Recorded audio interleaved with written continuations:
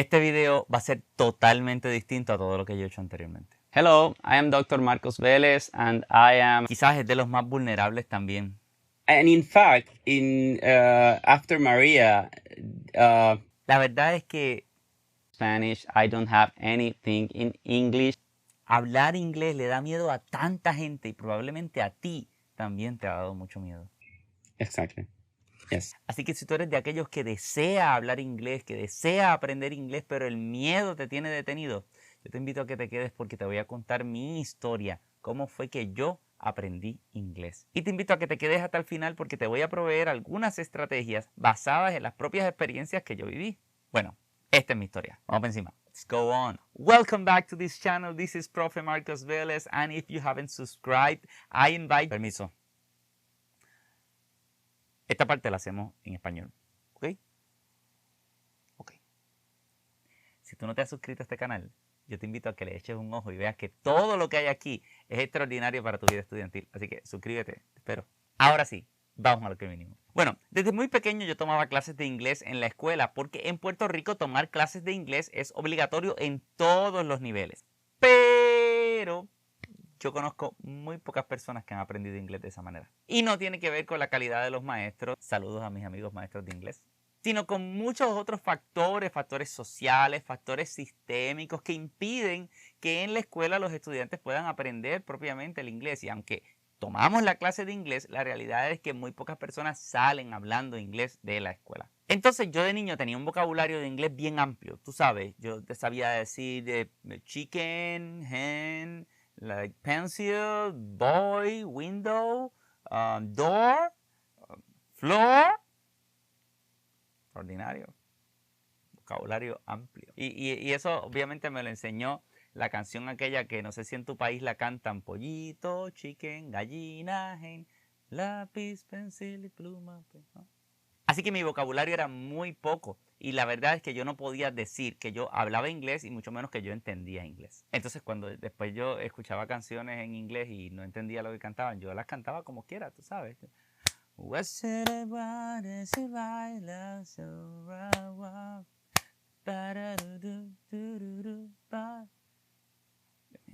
Vamos a seguir con este video. Cuando yo llegué a la universidad, yo tenía unas nociones muy básicas del idioma que en realidad no me permitían tampoco avanzar ni conseguir un trabajo que pudiera desempeñarme hablando inglés. Y yo no me atrevía a hablar inglés en público por las mismas razones que muchas personas no se atreven a hablar inglés en público. Mira a ver si alguna de estas razones es la tuya. Piensan que todos se van a burlar de ellos cuando hablen inglés. Y la verdad es que aquellos que saben más que tú, por lo general, son aquellos que te ayudan, no son los que te critican. Y déjame decirte algo, si tú te encuentras a alguien que te critica, no le hagas caso. Probablemente ese tampoco sabe hablar inglés. Y el miedo a la crítica detiene a mucha gente y a mí me estaba deteniendo. Número 2, piensan que tienen que hablar igual que los de las películas. La verdad es que lo más importante es comunicarnos, no el acento que nosotros tenemos cuando hablamos. Y número 3, piensan que si dicen alguna cosa equivocada, alguna pronunciación equivocada, nadie les va a entender nada. Y la realidad es que aún en español todos decimos algún disparate de vez en cuando y como quiera nos entienden. Y cuando ustedes escuchan a alguien que viene a hablar español y no habla español muy bien, like, disculpa, estoy buscando la restaurante, pero tú lo entiendes y como quiera lo vas a ayudar. Es exactamente lo mismo, lo importante es la comunicación. Así que todos esos miedos a mí me detenían y para eso yo decidí hacer algunos cambios fundamentales que me llevaron a transformar mi experiencia con el inglés. Y en breve te voy a contar cuáles fueron esos cambios que hice. Pero déjame decirte que cuando yo terminé la universidad, tuve una experiencia que fue la que me ayudó a vencer completamente el miedo que yo tenía en el inglés. Y eso fue que yo conseguí un trabajo en un centro de llamadas hablando con clientes que eran angloparlantes. Tremendo reto, pero yo decidí aceptarlo. Con lo poco que hablaba en inglés, y la verdad hablaba muy poco inglés, me atreví a hacer algo que nunca me había atrevido y que me abrió las puertas por completo. Y es que me atreví a equivocarme en público.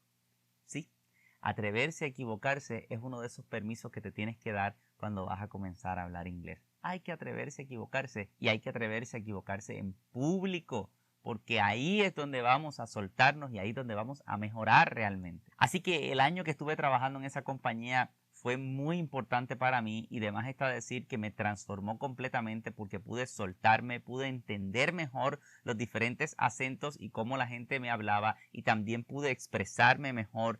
Yo seguí aprendiendo cuando salí de ahí, no lo hablaba perfecto, pero ya dominaba las estrategias básicas de comunicación y podía decir que hablaba inglés, podía decir que sabía inglés. Ok, profe, pero ¿cómo rayos aprendiste? Bueno, ahora sí, déjame compartirte lo que fue mi proceso de aprendizaje y a la vez te van a servir como recomendaciones para que tú también puedas aprender inglés. Número 1, la primera cosa que yo hice fue comenzar a ver películas y series en inglés con subtítulos en inglés. Uno de los errores que comete la mayor parte de las personas que no dominan el idioma es que siguen viendo sus películas y series en español traducido o las ven en inglés y las ven con subtítulos en español. El problema es que si las ves en inglés con subtítulos en español, tu cerebro se va a concentrar en los subtítulos en español y no vas a prestar atención a lo que están diciendo. Por el contrario, cuando te obligas a verla en inglés, puedes ponerle los subtítulos en inglés